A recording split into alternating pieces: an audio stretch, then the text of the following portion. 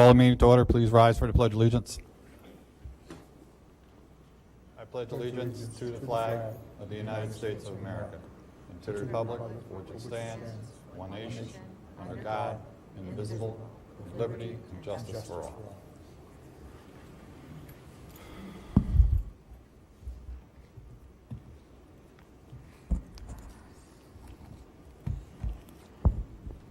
Call for an acceptance of the motion for the acceptance of the minutes of February 27, 2024. So moved. Second. Moved second, discussion. All those in favor? Opposed? No one. Motion carries. Public forum for this evening? There is no one. We'll move on to presentations. We have Bill Wisbauer, Tetra Tech Building Construction Survey Review.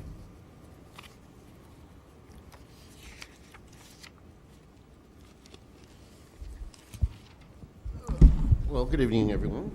Good evening.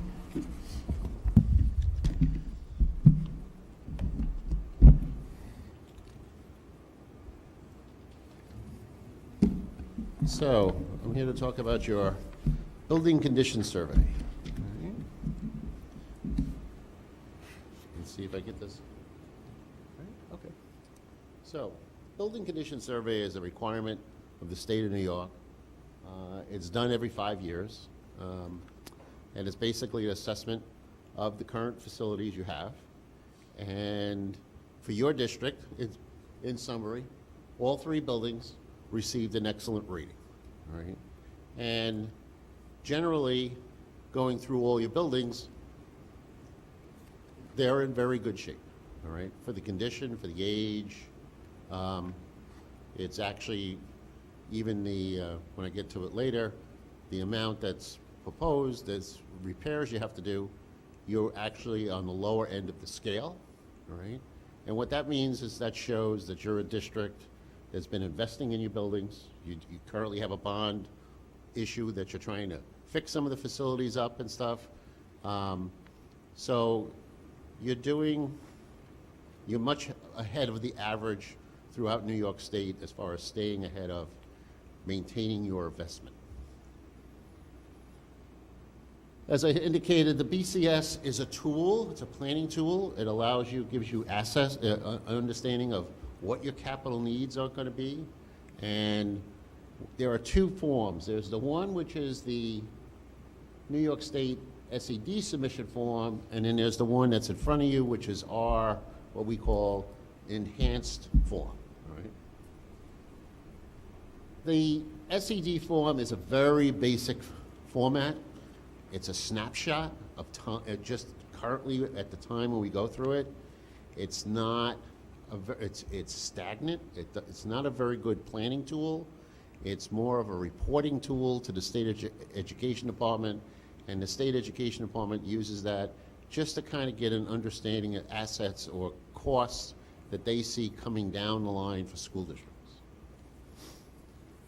What the enhanced version that you have in front of you, now the version you have in front of you is actually an abridged version.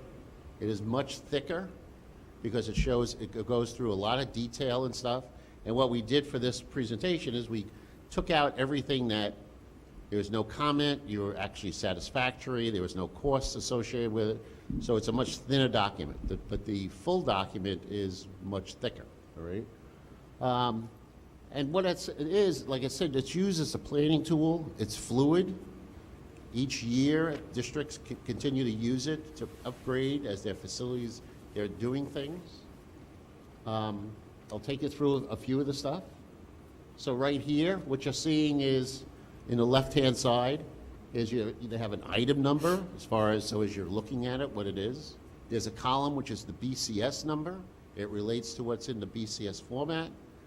And then it also takes and describes stuff as far as this description. The next part is priorities, or it provides information related to the condition, the age of that item, all right, when last work was done, so it provides you an update of information like that. The center or the middle part of this document, what it basically does is this is where we establish, and it's a planning tool with the district to establish the priority rankings of what the work is. Is it a priority 1, it's stuff that should be done in the next 3 years? Is it a priority 2 in the next 5? Is it a priority 3 in the next 10 years? And again, that's a ranking between the district and ourselves as far as when things need or should get done. And like I said, it's a planning tool. On the other side is we also put it into 5 different categories as far as code, energy, improvements, smart bond. So this is yours, all right? And again, overall, priority 1, 2, 3, other, you basically are looking at the top line, which is roughly over the next 10 years, is about $18 million of construction costs. And again, like I said, you're on the lower end of the scale because you've been doing investments and you got the current bond that you're looking to do, you're doing work now anyhow. And then you have what we call construction contingencies, there's soft costs.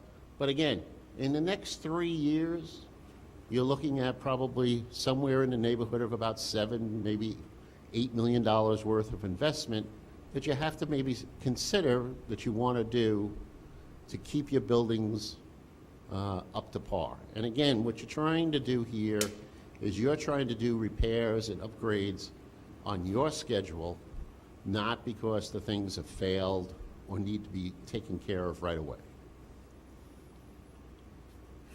There's also in the report, there's a series of charts, graphics that help you. This one here kind of shows you the graphic of the 5 categories as far as overall pie chart. This chart here is an interesting one because what it does is it compares your construction costs, all right, to if you had to build the buildings brand new. So right now, if you had to go and you started to look to build brand new with your current facilities based on their size, you're looking at over $200 million it would cost you to do. But the comparison is, with your existing facilities, your investment to maintain them is only about $18 million. So it just gives you a comparison there, right? There's some more charts that shows you different graphic stuff. So let's talk about specifics about some of the buildings, all right? You have the junior high, senior high, roughly about 3.8 million. Some of the major things, the water service into the building is beyond its useful life. You really got to start really thinking about replacing that, and especially you don't want to be in a condition where you start to have failures and you have to do it on an emergency basis. The other thing is, and this, you have a lot of, most school districts have masonry, right? You have older parts of buildings, and you have a lot of exterior masonry work that needs to be done. And there's also some of the windows on the middle school, on the lower level, which are not part of the bond, should be considered to be replaced. Other items inside the junior high, senior high are operable partitions, interior doors. There's some mechanical systems upgrade, plumbing. There's some selective upgrades to fire alarms, smoke detection that you should do. And then you also might want to consider an upgrade to your phone system. For the elementary school, again, same thing, similar, you've got masonry work, you got exterior doors, there's some handrails, again, some mechanical system upgrades to the OT/PT area, and there's some minor plumbing system upgrades. So what's your next move, all right, from here, is you have to begin a planning process, all right? Even though you're in the middle of a bond, but you need to continue the planning process. Where do you go from here? How do you start to move things around? What are things that you could finance? You're also a school district that, because of your location and stuff, you would actually be eligible for certain NYSERDA grants, and those NYSERDA grants would help finance some of the energy improvements, mechanical systems upgrades that we've identified, and that's another step to help you finance your capital improvements. So. Thank you. A couple of things. One is this document we have in front of us obviously is voluminous. We'd like to probably set up a a workshop to discuss this more in depth with you. Sure. That being said, the superintendent has some points to make on this, and then we'll set up for a workshop to go over this in depth. So there are a lot of documents and a lot of information, but if you look at the document that was handed out to you on the third page in on the summary, and it was up on a slide too, not unlike what we've done in the past, taken all the needs of what we have and broken them down into priorities 1, 2, and 3. So when we asked Bill to present tonight, we said 15 minutes, no more. So he can do a cursory review of this, but as Phil said, in order to really look at those items, you really want to spend a lot of time going through each one of them. But although the pages are bigger, it is set up in a way that we have done it. Taking the graphs out of it, when you get into the actual document, it talks about the condition, it talks about the priority. We can change those based on what we want. Those are their recommendations, but it also gives us some estimates. But if you look at this big page, he's summarized what the numbers look like, priorities 1, 2, and 3. So there's a total of hard costs, construction costs of $18 million over a 10-year period. With the additional soft costs, it would be about $25 million over a 10-year period. So every 5 years, we've been averaging going out for a referendum to tackle these in pieces less than like around 19,000 every 5 or 6 years. So we know we have to pick some things out here, and we know we have a lot of work to do on the fields also. So based on what we see next week and here, we have to see where we want to go with this. And that's why we think it's important to have a meeting to really dive into this for the board and really look at it and see where we want to go. Yeah, the workshop will be key for everybody. Anybody have questions? Go ahead, Jody. So I don't want to pick this apart too much if we're going to have a workshop, but one of them is the catch basins, number 7 on there, catch basins and manholes to be replaced in the parking lot. Didn't we just have our parking lot done at the end, or not yet? We haven't done it yet. We haven't. Okay, so that would be part of the project that we're coming forward with Well, already? We could look at it and see if we could roll it into what needs to be done. We can go back and look at it and see if that was something that they walked the building to see what we had to do. We should see what has to be pulled out from this. Also, that might be. We tried to, with our series of reviews, we tried to pick up a lot of the things that was in current year bond. I mean, we had identified it, right?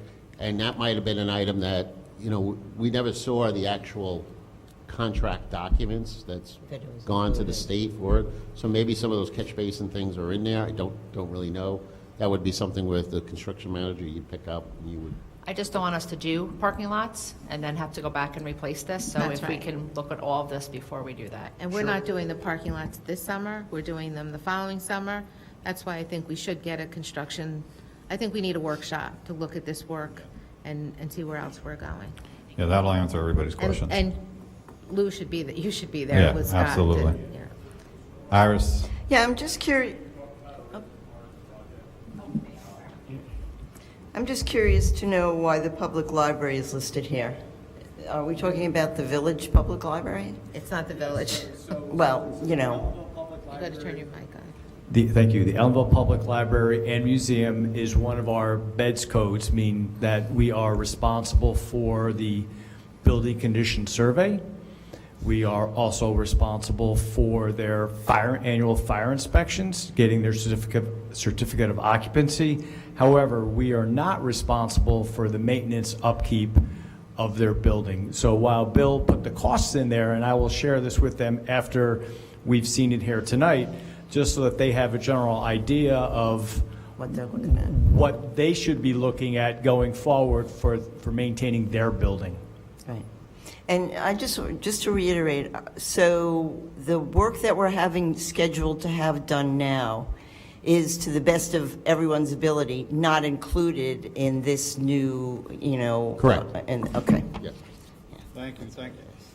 Thank you very much for your presentation. Okay, thank you. Next, we will have our budget presentation for this evening. Mr. Napoli.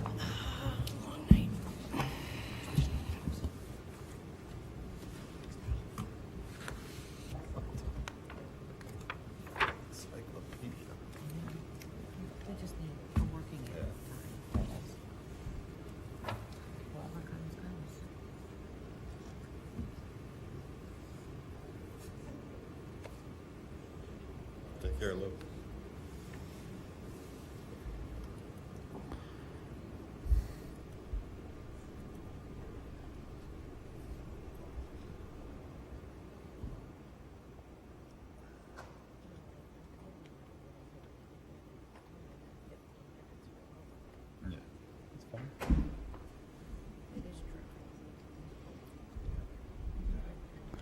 Okay, thank you. Following the same format that we've had in the past tonight, we're going to be reviewing the administrative budget, buildings and grounds or capital.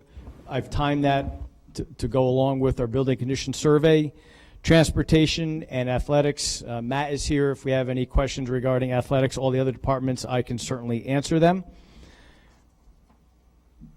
In a quick summary, I'm going to give an overview, but then I'll go line by line up there. We've seen an increase in cost of paper.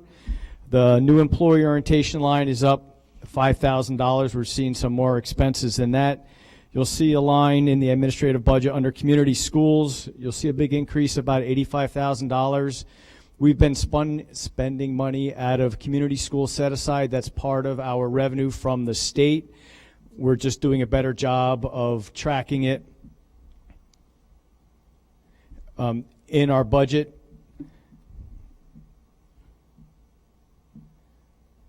in buildings and grounds, our fuel oil costs are up considerably. I was able to sign a one-year contract with Constellation Energy for our locking in our electric rates. So while I did put in an increase in electricity of $200,000, I'm going to go back and adjust that down. We're paying 12 cents per kilowatt. We're able to lock in at 8 cents per kilowatt. That's a considerable savings over the next year. We don't know where electricity or utility rates are going after that. They seem to be trending up shorter than that, so that's why I went in, locked in for a year. Our debt service payments are up roughly $500,000, and that's to cover our capital costs. That's the principal and interest of our last capital project and our current capital project. Athletics is up roughly $28,000, and transportation is up roughly $122,000. So I'll hit a few of those line items now. So in athletics, we had some personnel or some contractual changes recently, so we see stipends going up roughly $20,000. That's represented in lines 4 through 6 in the athletics budget. Section 9 dues are up a little bit, about $1,100. And fall sports travel, we see an increase of about $5,000 over what it was last year going into this year. Are there any questions for athletics while we have Matt here before I move on to buildings and grounds and transportation? Anybody for athletics? No. Matt, thanks for attending. I talked about capital, buildings and grounds, utilities, fuel oil, electric, materials and supplies for our main building is up $5,000. I'm hoping to apply for a grant to cover some of the MERV 11 filters that we have in our HVAC system, but we are seeing an increase in cost of that since COVID. We replace our filters more often. I was able to cover a lot of those costs out of the COVID funding, but that's running out in September of 2024. And like I said, line 92, that's our debt service. That includes the Ulster BOCES capital project and our own capital projects. Like I said, that's our principal and interest. Transportation, home to school is not up a lot. Well, fortunately this year we haven't added a lot of runs. We've been pretty lucky. We never know, that could change. If you remember back to the last budget presentation with special education, we could see a student come in, a $200,000 student come in, and then if we have to transport them to a school that we haven't been to, that could be another $150,000. So I'm working with special ed on a regular basis to see what that looks like. Late runs is up. Remember, we added the 5:45 bus run, and then we also have some homeless runs in there as well. And that's all I have. The next budget presentation is the budget overview, which is a week from today. I'll be happy to answer any questions that we might have. Iris? Could you speak to the electric costs going up? What is that about? So that's driven by the cost per kilowatt and also our usage. Those two things kind of go hand in hand. The more electricity we use, the more it's going to cost. And then the cost per kilowatt has gone up from 2 years ago. I didn't anticipate it going up for this year as much as it did. So that's why I increased it $200,000 for next year. But I was able to lock in at a lower rate per kilowatt at 8 cents per kilowatt starting in July, which will help us in the budget for the following year. Has there been a dramatic increase in the use of electric? It's not always easy to tell by the graphs that we get. It depends. So we added a lot during COVID. Our air filter systems are running more. We added a lot of air purifiers in all the classrooms. We have air conditioners in all the classrooms. While we have seen some improvements over the years, if you remember, we retrofitted to all LED lights. That saved us a lot of money when we did that. But our usage has gone up. And we have a new cafeteria, and there's a lot of electrical equipment in there. So not only our usage is up, but the cost is up. And I'm also curious about the paper use. So I know I get a lot of my information in paper because it's very difficult for me to read it on the computer, on the Chromebook. But why is that going up? Is it the cost of paper that's going? It's the cost of paper. I look at, not monthly, but on a fairly regular basis, how much paper we're buying or how much paper is being used out of the copy center. That stayed pretty steady because we have switched to a digital content-driven curriculum. The cost per paper has gone up just like everything else has gone up. Paper's gone up quite a bit, and we are on a BOCES bid for paper, but it is costing more. Okay. Not to go totally green or anything, but are we taking any actions to cut back on usage of things? I know sometimes at different times of year you drive around, you see lights on in the building, things like that.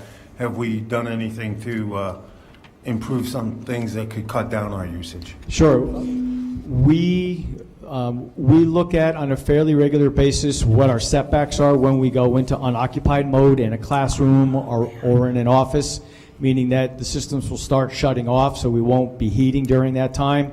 So that saves money. That was at the recommendation of a NYSERDA audit that we did years ago. Like I said, we did convert to LED lights.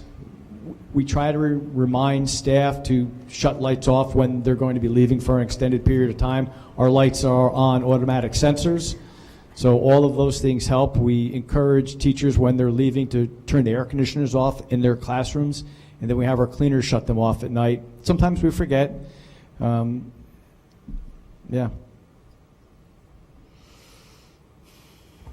Go ahead, Vince. Anything else? No, I'm finished. Thank you very All much. right. Anybody else have questions? No, thank you very much. So, board members, we were just discussing off mic here that we're looking at whether or not we're going to need that 19th meeting because the state has not adopted the budget for us to have a final budget overview.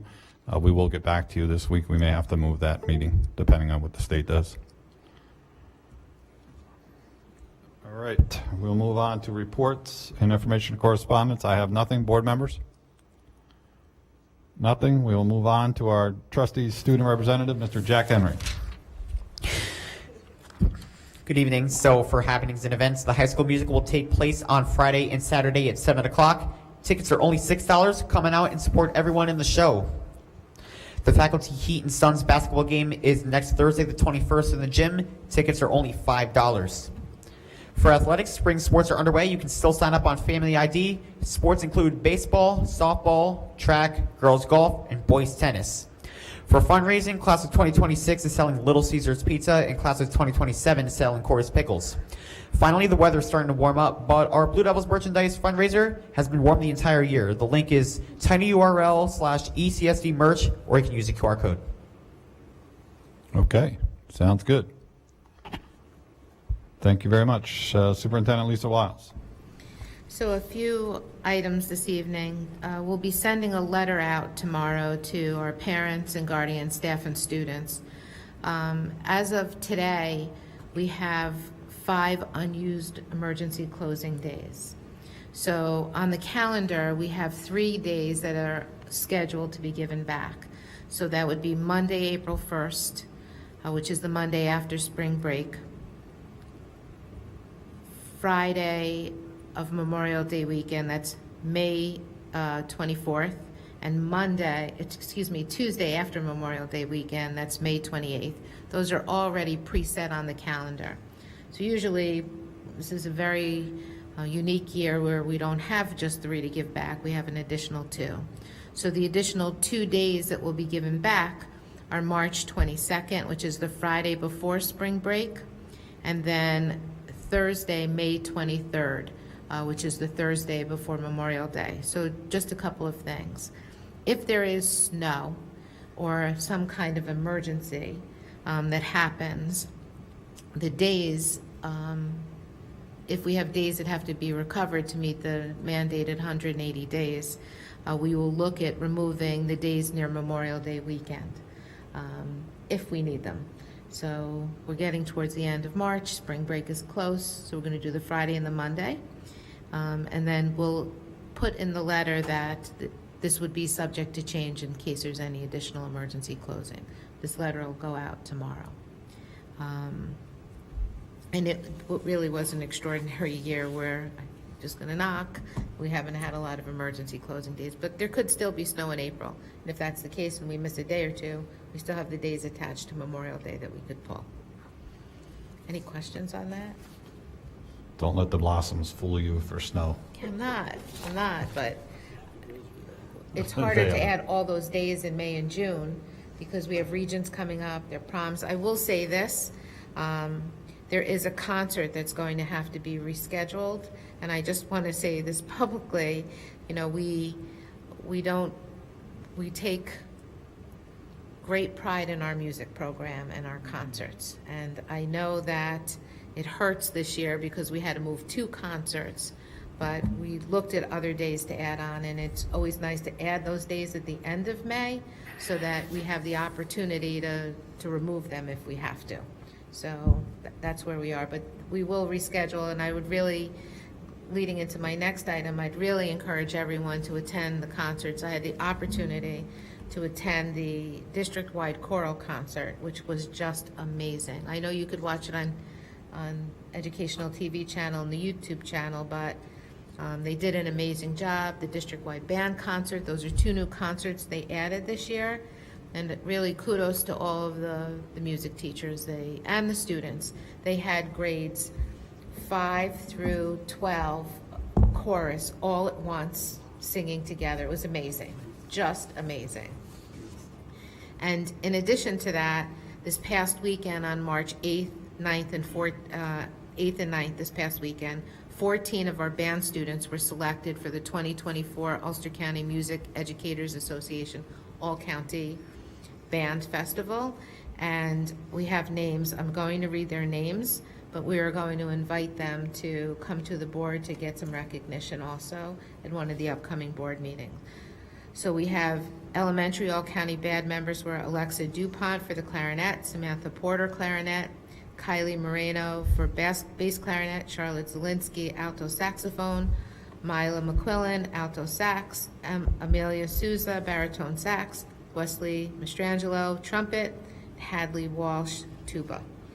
Junior high all-county band members were Sophiana Jacobs for the trumpet, Matthew Henry for the French horn, and our senior high all-county band members were Yadiel Roman Martinez for flute, Lila Denman clarinet, Riley Dishon for trombone, and Jack Henry for the euphonium. So I'm really proud of these students, great accomplishments, And we will be inviting them to a board meeting so that they can be recognized. And Okay. great jobs to our music, our music staff. Very proud Absolutely. of them. Congratulations, Jack, and everybody else. I also want to share that this coming Thursday, the Ulster County School Boards will be having a meeting in New Paltz. There's information in your packet at 6 o'clock. There'll be representatives. The Deputy Commissioner will be there. There'll be other representatives from the New York State Education Department, 6 o'clock at Ulster County BOCES this coming Thursday. And finally, just a quick update on the budget and the state aid, and that's why we were talking about maybe we should, postpone the meeting from next week to when we return. So there is no budget yet. It's due on April 1st. When I went up to the NISCUS conference, we were kind of warned that it might go beyond April 1st. The update today is that the governor puts a budget out, and then each house does a response to the governor's budget. And the governor's budget was really eliminated a lot of aid. For us, it was only a couple of $100,000, and I say only because 2 neighboring districts in our county lost $3 million in state aid and $2 million in state aid, both Rondout and Onteora. And that is devastating to a program. So what the governor proposed was a significant change to the foundation formula and removing safe harmless. And what that means is that when the formula runs, if anyone loses money and they're on safe harmless, they don't lose big dollars. And we all know that the foundation formula is faulted. There are problems with it, but you cannot just allow it to run 1 year and have a decimation of programs in other schools. And while I'm not thankful that we lost any money, I'm thankful that it was only like $250,000.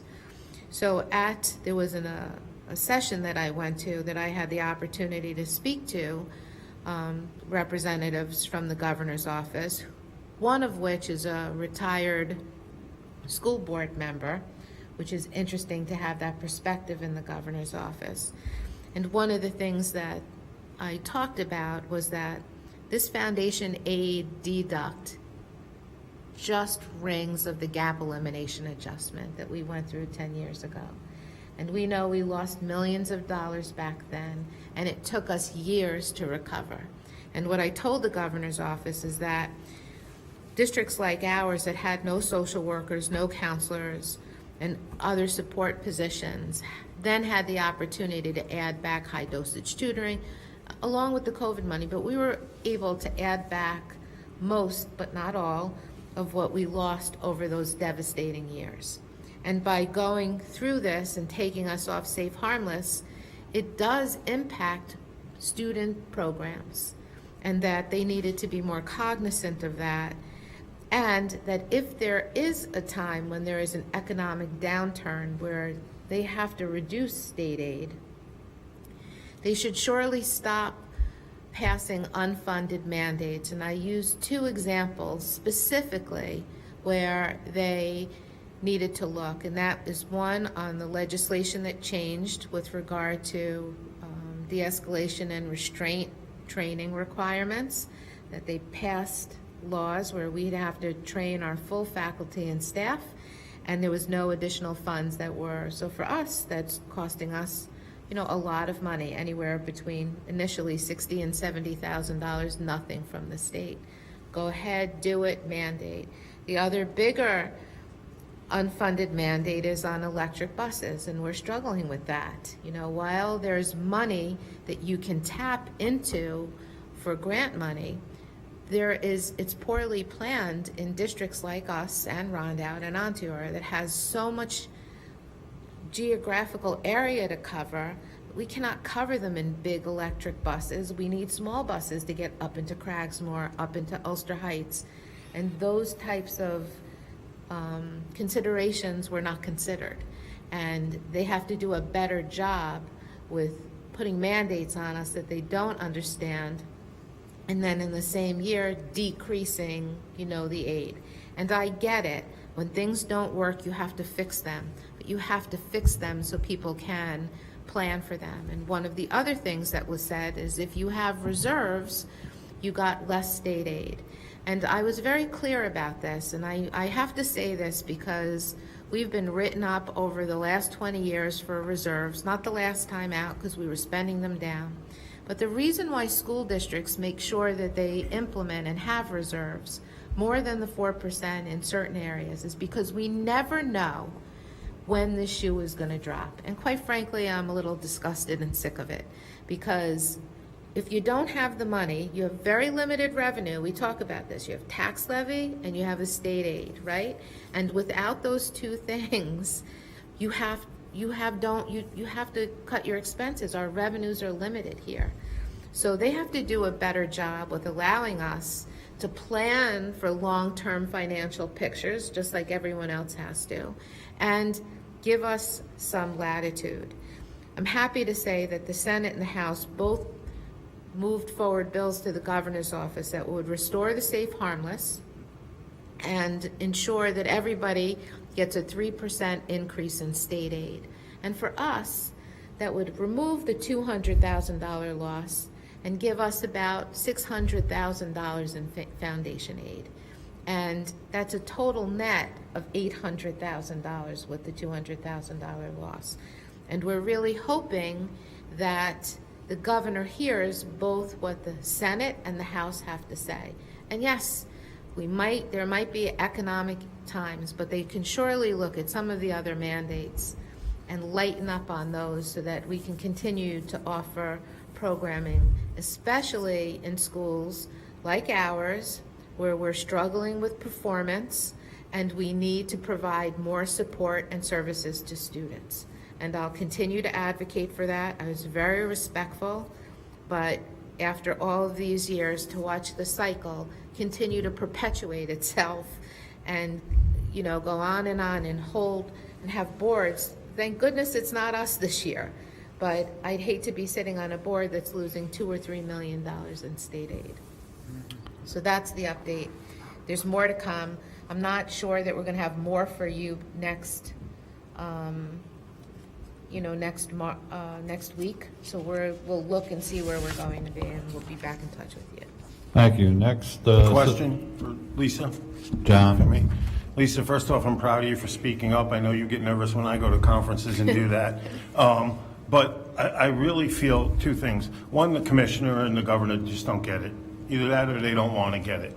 And secondly, I think that you could bring a message to NISCUS and tell them that if all the superintendents and the boards of education stood together when the commissioner and the governor overstepped their bounds, like on silly things like either you change your nickname or we'll defund the school and kick out administration and board members, or this unfunded mandates that they keep hitting us with, if the NISCUS would stand together and say no, unified, I think a lot of things would change. We'd probably be heading to a court battle, but at least things would change. But because everyone is so fearful of retribution, as you have explained, you've seen in the past, everybody just goes along and agrees to what they say. And they don't understand our needs. We invited the education commissioner to come down here. She hasn't responded. I don't know if they care. I will say that while I disagree with some of the initiatives that have gone forward, looking back over the 27 years I've been doing this, I think this commissioner does and has advocated for more student-centered initiatives than anyone has in the past. So there are things that come down, but she's also negotiating with the governor's office and the legislature all the time. So there's some entanglements there. But I will say that I was shocked to see a decrease in aid. And I will also say that the state education department, the regents, board of regents, and the commissioner has taken a very hard stand along with NISCUS and NISBA about the aid, and I'm hoping that the governor's hearing them. Thank you. Assistant Superintendent for Business, Mr. Napoli. Thank you. In my board report, I have a whole bunch of documents.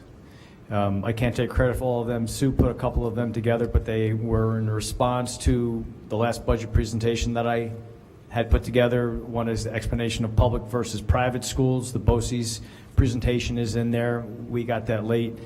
There were questions about what coasters are aidable. That's in there too. One of the things that I do annually is look at our bus ridership counts, and we study the number of students that are on our buses over the period of a week. And just like we've seen in all the years that I've been doing this, if we have 1,000 students that are eligible to ride a bus, about half actually ride a bus. So if you come into the school in the morning during arrival time and you wonder why the parking lot's packed, it's because half of our students that are eligible to ride a bus, their parents are driving them to school. We do see that sometimes those students take the bus home, whether it's for sports or whatever, but coming in the morning, parents are driving them in rather than the students taking the buses. And I'll answer any questions that I might have that for the reports that are in my document there. If not, thank you. Thank you. Deputy Superintendent Kelly White. Good evening. In board docs, I included our presentation from yesterday's MBK Local Action Summit. It was an awesome event. I think we had almost about 40 participants. A large majority of them were students, which was great. We had an opportunity to share with students and the community and staff members more about our work to become a recognized MBK community. I think the most impactful part of the event was sharing assessment, attendance, discipline, and discipline data with the committee. It was very eye-opening, and I included a copy of that data that was shared with the committee, with the participants in board docs. So we'll have a follow-up meeting on April 10th to dive a little deeper into that data and start making recommendations for what we want our community action plan to look like. Thank you, Mrs. White. We move on to Personnel Resolution 7.1, Professional Development. Be resolved, the following individuals be approved to participate in verbal de-escalation and physical restraint training on Saturday, March 9th, 2024, and Saturday, March 16th, not to exceed 12 hours. Discussion? All those in favor?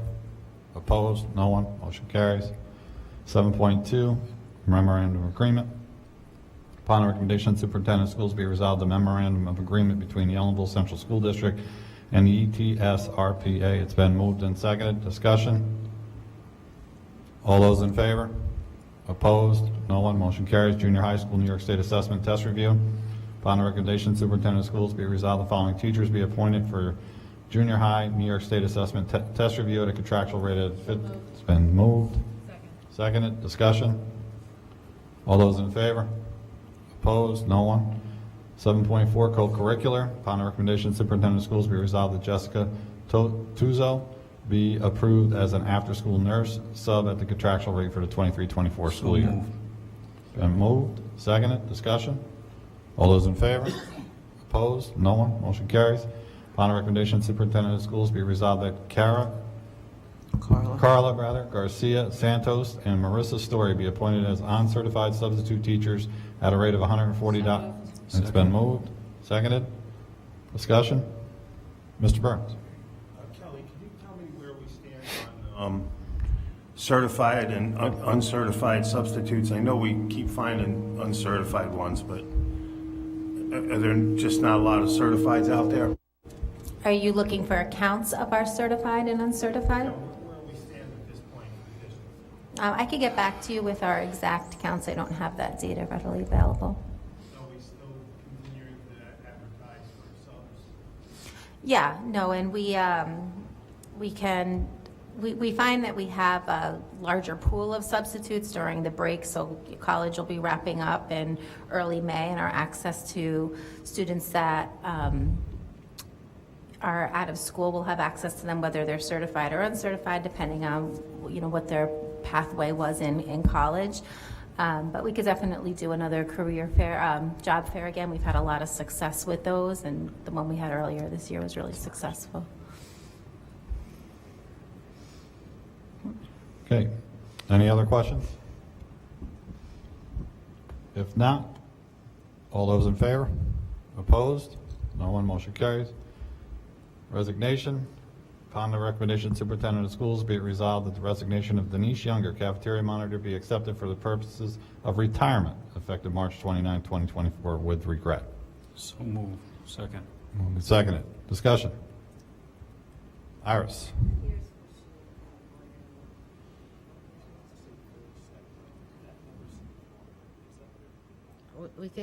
We think around 37, but we're not positive. We'll get you that number. Wow. And She she'll be definitely, recognized at our retirement event. Definitely be sorely missed. A lot of years.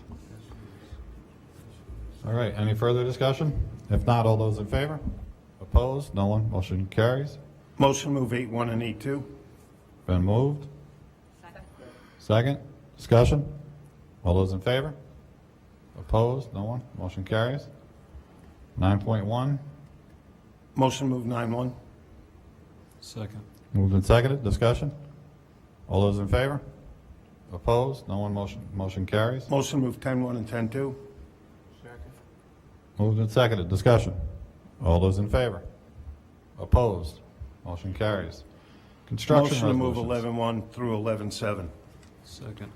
Moved and seconded. Discussion? All those in favor? Opposed? No one. Motion carries. Under other. Motion to move 12-1 to 12-3. Moved and, do I have a second? Seconded. Discussion? All those in favor? Opposed? No one. Motion carries. As I said earlier, we will get back to you on the definitive date of the next meeting, tentatively for March 19th. Also want to congratulate the boys basketball team and Coach Brian Bonnets for an outstanding season and also for hitting his big milestone of 200 wins. Congratulations, and congratulations to all of our teams who come out every day and all of our coaches. I entertain a motion to adjourn. Can we put up something for the next meeting? Yes. Can we get an update on the absentee problem? And also, I thought we were going to ask the attorneys if we could look at an attendance policy. We are definitely, we just finished, just as an update, we finished the review of the Code of Conduct, the Policy Committee. It's being reviewed by the attorneys. The next policy we're looking at is the attendance policy. Thank you. Anybody else? If not, I'll entertain a motion to adjourn. It's been moved, seconded, discussion. All those in favor? Opposed? No one? We're adjourned.